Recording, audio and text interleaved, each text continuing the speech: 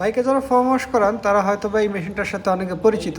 এইটা হচ্ছে বাইকের ফর্ম ওয়াশ করার যে মিক্সার মেশিনটা এইটা।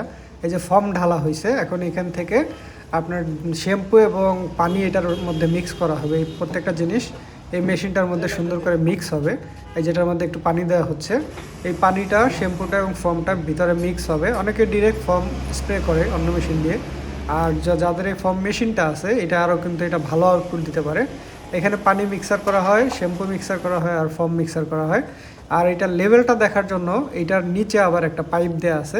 এই পাইপটা দিয়ে মূলত এটা লেভেলটা দেখে যে এটা কোন লেভেলে আছে। আর এখানে দুইটা লাইন করা আছে, একটা দিয়ে হাওয়া লোড দিতে হবে প্রথমে, আর একটা হচ্ছে আউটপুটের লাইন। তো এই যে লাইনটা এটা দিয়ে কিন্তু হাওয়া লোড হচ্ছে, এটার মধ্যে একটা নির্দিষ্ট পরিমাণে হাওয়া দিতে হবে।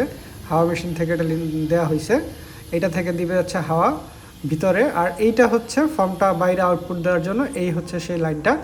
আর এই স্প্রে গান দিয়ে এটা পুরোটা এখন ফর্মটা বের হবে। এই যে দেখেন, এইটাই হচ্ছে মূলত ফর্ম ওয়াশ করার যে প্রসেসিংটা, সব থেকে বেটার যে প্রসেসিংটা।